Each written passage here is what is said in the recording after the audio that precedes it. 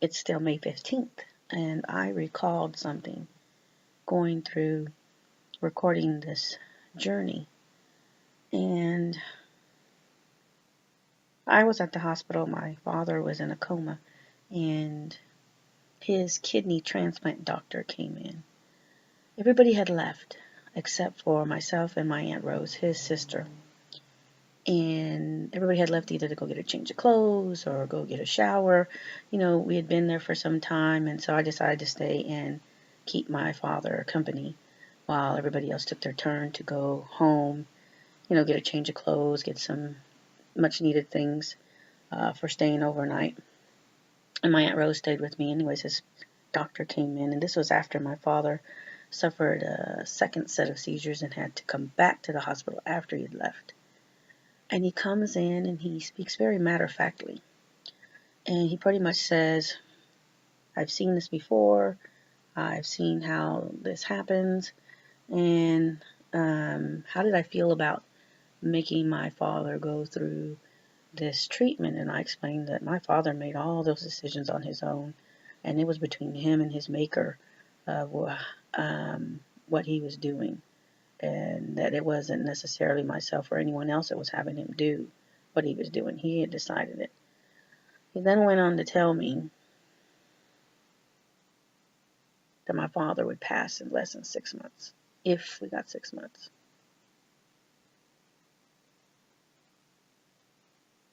I was torn apart inside.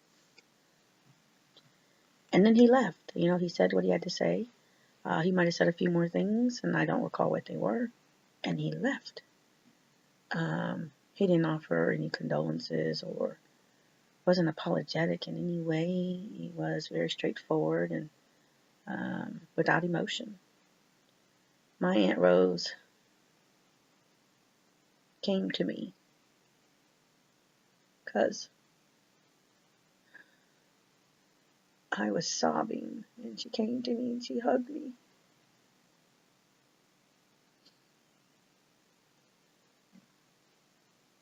And she held me and cried because, this was her brother as well.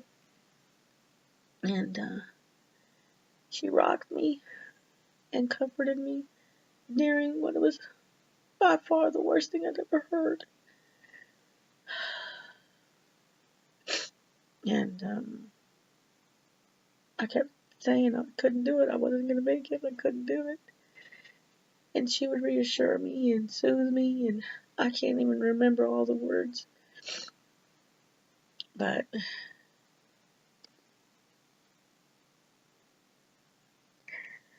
I was so upset because my father was right there by us, and this doctor had said these things with him in earshot, and we didn't know what Dad could hear or not hear, and there he was saying that these things. And Dad, of course, woke up in a few days from that particular coma and was feeling fine and was feeling good. Of course, that doctor was right. He didn't make his 6 months. But I wanted to thank my Aunt Rose because I'm glad somebody was there. Because if he had said those things to me all by myself, I don't know. I don't know what would have happened.